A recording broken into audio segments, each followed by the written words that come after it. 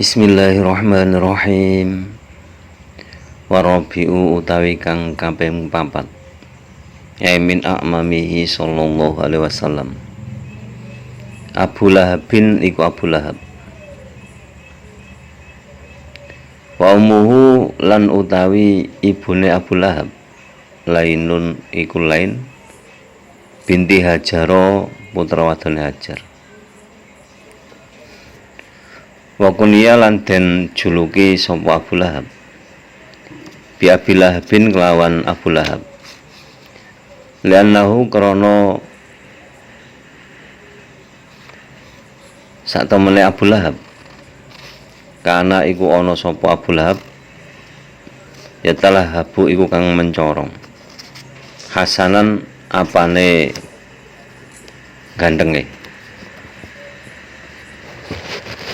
Wakila lan den dawake kunyat dan juluki sapa Abu Lahab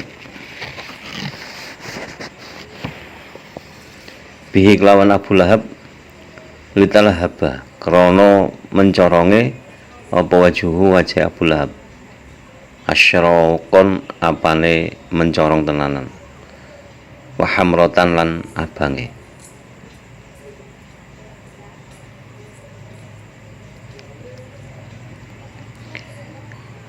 Paman Nabi Muhammad SAW yang keempat adalah Abu Lahab. Abu Lahab ini berasal dari ibu Lain. Ibu Lain ini putri dari Hajar. Abu Lahab dijuluki dengan Abu Lahab karena orangnya sangat tampan. Jadi Abu Lahab orangnya sangat tampan.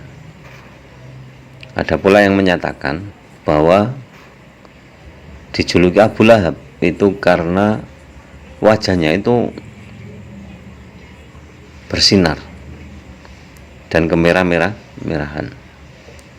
Jadi tampan, wajahnya seperti bersinar dan kemerah-merahan. Jadi sangat tampan.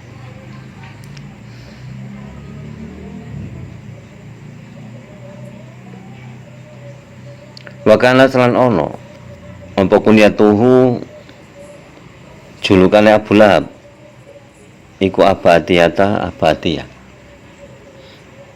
Nah, Abu Lahab juga dijuluki dengan Abatiyah. Wa ismuhu utawi asmane Abu Lahab Abdul Uzza iku Abdul Uzza. Nah, nama aslinya Abu Lahab adalah Abdul Uzza. Jadi dari keterangan tersebut sudah ada gambaran bahwa paman Nabi yang bernama Abu Lahab itu orangnya sangat tampan, sangat tampan. Wajahnya seperti bersinar, kemerah-merahan, sangat tampan.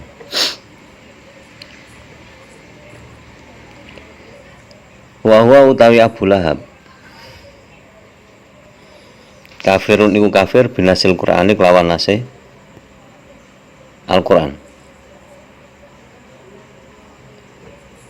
Abu Lahab itu kafirnya itu sudah dinas dalam Al-Qur'an. Jadi Abu Lahab tidak bisa menghindari kekafirannya karena sudah ada nas dalam Al-Qur'an. Meskipun itu hal yang jais, tadi keimanan Abu Lahab itu masih bisa diharapkan, tapi itu sesuatu yang mustahil karena sudah ada nas dalam Al-Quran, yaitu surat Al-Lahab dan tabat yada Abi Lahab wa tab al-ayat ila akhirih. Itu menceritakan tentang Abu Lahab. Jadi kala itu Nabi berpidato mengumpulkan banyak orang, lalu Nabi berpidato bahwa di antara isi pidato Nabi Muhammad SAW adalah, wahai kaumku, apakah kamu melihat, apakah kamu pernah mendengar saya berbohong? Mereka serempak menyatakan tidak pernah. Misalkan saya sampaikan kepada kamu sekalian, nanti dari atas bukit Uhud ada pasukan yang menyerang, kira-kira percaya atau tidak? Semua menjawab percaya. Karena apa? Karena orang-orang kafir tahu bahwa Nabi Muhammad SAW tidak pernah berbohong, sehingga apapun yang dikatakan oleh Nabi Muhammad semuanya percaya. Hingga akhirnya Nabi mengatakan, apakah kalian percaya bahwa saya adalah utusan Allah? Nah itu, semuanya terdiam. Tapi dalam keterdiaman mereka semua, Abu Lahab melontarkan ucapan-ucapan yang menghina Nabi, sehingga Allah tidak terima. Akhirnya turunlah surat Al-Ahzab. Jadi kekafiran Abu Lahab itu sudah ada nasnya dalam Al-Quran.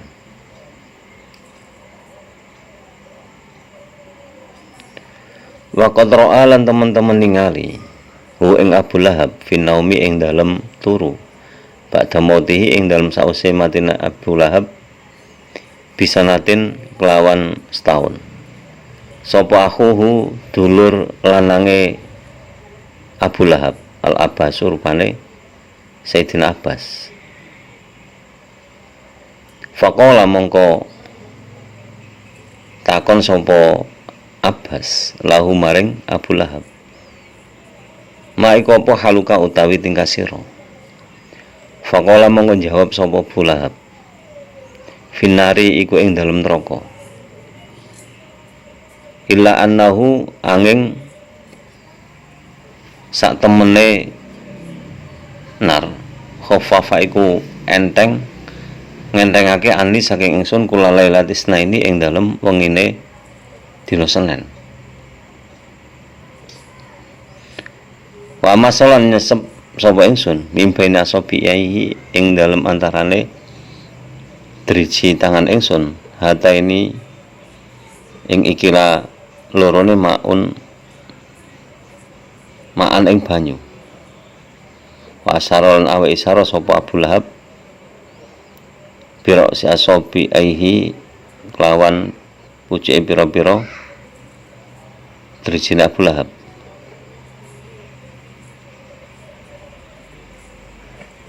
Ilan nakroti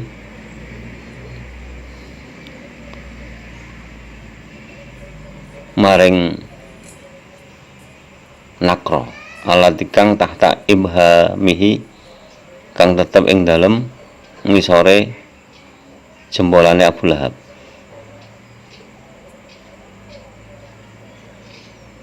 Wa ana zalika lan sak temene mengkono-mengkono khaffafa'an li kula lailatisna ini ila akhirih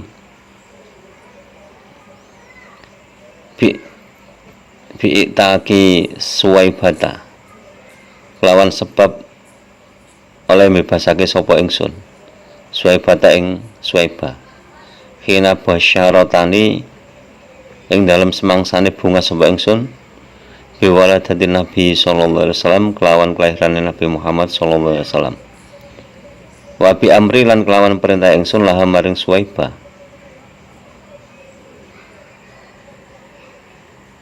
bi arluihi kelawan nyusoni sapa suwaiba ing Kanjeng Nabi Muhammad SAW. Meskipun dalam nas Al-Quran Abu Lahab kafir, nah, suatu ketika Abul Abbas itu memimpikan Abu Lahab. Dalam mimpinya, yaitu ketika Abu Lahab sudah meninggal dalam waktu satu tahun, itu Sayyidina Abbas itu bermimpi bertemu dengan Abu Lahab. Sayyidina Abbas bertanya, bagaimana keadaanmu sekarang wahai saudaraku? Abu Lahab menjawab, saya di neraka. Saya di neraka. Kecuali ketika malam Senin, setiap hari, jadi setiap malam Senin siksa saya diringankan. Saya diringankan, terus saya bisa meminum dari antara sela jari jemari saya sambil memberikan isyarat dengan kepalanya. Abu Lahab memberitahukan kepada Abbas. Jadi ada nakroh, itu semacam bekas hisapan dari air yang ada di bawah jempol tangan Abi Lahab. Jadi hal itu ditunjukkan kepada Abbas. Jadi setiap siksa saya diringankan, terus saya bisa meminum air dari sela-sela jari jemari saya sambil ditunjukkan ke Sayyidina Abbas. Nah, kenapa kok bisa seperti itu? Kenapa kok setiap malam Senin diringankan terus bisa meminum air dari sela jari jemarinya? Itu karena ketika Muhammad lahir, itu saya bahagia. Saking bahagianya saya membebaskan budak saya yang bernama Suwaibah. Suwaibah saya bebaskan, lalu saya perintahkan agar menyusui Muhammad. Itu ceritanya Abu Lahab dalam mimpi Sayyidina Abbas. Sayyidina Abbas bertanya, lalu dijawab Abu Lahab seperti itu.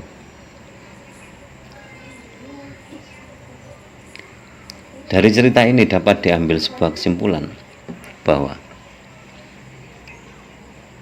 orang yang semacam Abu Lahab saja, hanya karena saking bahagianya dengan kelahiran Nabi, kemudian membebaskan budaknya yang bernama Suwaibah, lalu menyuruh Suwaibah menyusui Nabi Muhammad SAW, itu saja siksanya ketika malam Senin itu diringankan oleh Allah.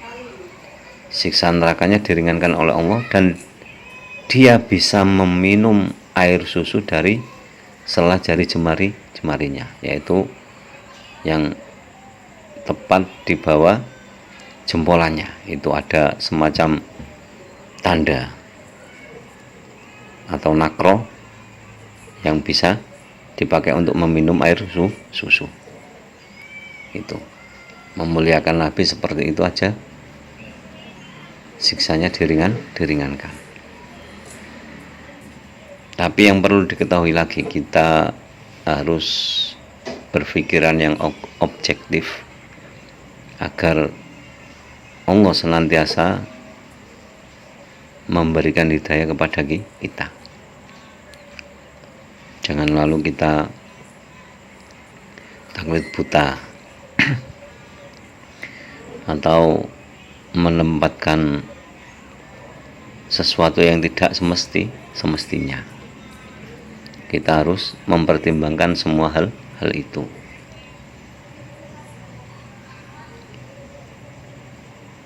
Semoga pembahasan kali ini bisa lebih bermanfaat fid dini wa dunya wal akhirah. Kurang lebihnya mohon maaf. Wallahu alam bishawab. Allahu wa rasuluhu alam. Semoga kita senantiasa diberi tambahan ilmu oleh Allah, ilmu yang disertai hidayah, dan semoga guru-guru kita, orang-orang tua kita senantiasa dirahmati oleh Allah Subhanahu wa taala. Akhirul kalam, ihdinas siratal mustaqim. Wallahul muwaffiq ila aqwamit thoriq. Wassalamualaikum warahmatullahi wabarakatuh.